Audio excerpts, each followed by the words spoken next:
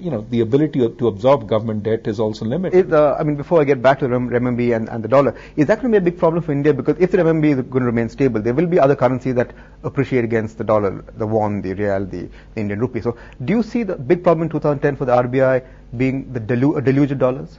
I think that would happen anyway, because and that's not the Chinese problem, it's the American problem. Okay. It's with US and European interest rates held so low, everybody is moving out of safe assets into anything that is moderately riskier, which promises a return. And with emerging market debt looking promising, there's a lot of money that's flowing into emerging markets. The cap on that we've opened up for investment in government securities is almost exhausted.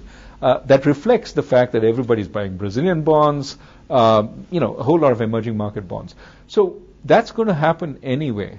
But I think the fact that you have a country which is able to hold its currency, even while your currency is appreciating as a result of capital inflows, means that you suffer a competitive problem. Yeah. So that, to my mind, will be the bigger problem for the Asian competitors, which is China is getting a competitive advantage, while we are not able to hold, and therefore we suffer, our exporters suffer as a result. Okay. So where is the problem that you see lurking? Where is it going to erupt from? Is it going to erupt from the actions of China, or is it going to be something erupting in the US? Well, there's a twin dance, right? They're sort of twins locked in. Okay. The US cuts interest rates to the bone. China is able to sort of not match it one for one, but keep interest rates relatively low and import U.S. monetary policy in a sense. And that's why you get Chinese, potential bubbles building up. You see that the Chinese don't use interest rates as a method to control activity.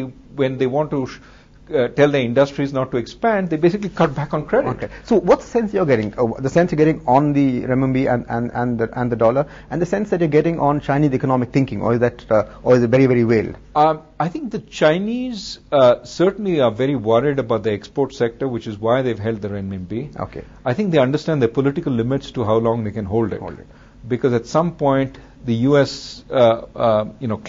clamor is going to get very loud. Let me get a quick reaction on what is your projection for the trajectory of U.S. growth?